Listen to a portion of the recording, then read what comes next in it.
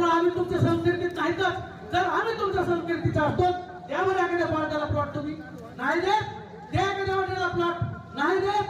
जर मग आम्हाला कोणी प्लॉट देत नसतं, आम्हाला कोणी गावात येऊन देत नसतं, मग आमच्या जन्म तुम्ही हिसकावून घेता काय? गडचिरोलीचा इतिहास काय म्हणतोय? गडचिरोलीचे अतिथी काय करतात?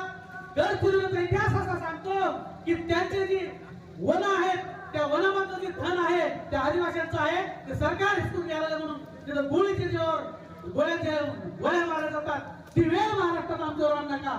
म्हणून वन विभाग कायदा हा आदिवासींचा असा हक्क सांगतो की वन हे आदिवासींचा आहे. आणि आदिवास म्हणजे काय? या देशाचे सर्वात अगोदरचे नागरिक म्हणजे आदिवासी.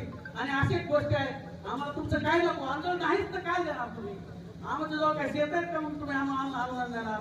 आम्हाला घर तुमचं नको अण्णा, आम्हाला घर तर देणार का? म्हणून महाराष्ट्रामध्ये पहिला वाक्याचा अभ्यास असेल तर शरदचंद्र पवारांना होता, त्याच्यानंतर सुप्रियाताईंनी केला, आणि त्याच्यानंतर तिसरा नंबर जर लागत असेल या महाराष्ट्रामध्ये तर माननीय सुरेश धस आहे. म्हणून आणि भटक्याविमुक्त आदिवासी आणि SC ST चा खरा मित्र जर कुणाला म्हणत असेल महाराष्ट्रात तर सुरेश धसांना म्हणतो. आम्हाला पक्षापेक्षाचं काय घेणं देणं नाही, आम्हाला पक्षापेक्षा काय घेणं देत नाही. आम्ही महाराष्ट्रामध्ये तमाम भटक्यांनी ठिकाणी तयासाठी वाट्यांची संख्या मोजा, विलंची संख्या मोजा, पाट्यांची संख्या मोजा, घिसाळीची संख्या मोजा, फसवणुकीची संख्या मोजा, खेडे तयासाठी आम्ही नक्कीच तुमच्या बरोबर येऊ. आमचा तुम्ही विचार करत नाही हेच लक्षात ठेवा. अण्णा दुसरी गोष्ट, ही जी कारवाई झाली आमसभेत लिहून घ्या, त्यांच्यावर वन विभागावर 88 ऍक्ट नुसार त्या सगळ्या वन पोलिसांवर कारवाई झाली पाहिजे. आणि तात्काळ आहे त्या ठिकाणी त्याच वनामध्ये त्या माणसाला घर बांधून दिलं पाहिजे, एवढी आमची मागणी आहे. दुसरी गोष्ट, ज्या ज्या ठिकाणी वन आहेत, गायन जमीन आहेत, त्या ठिकाणी जे भटके राहतात आमच्या नावावर का, जेणेकरून आम्हाला तिथं घर मिळेल.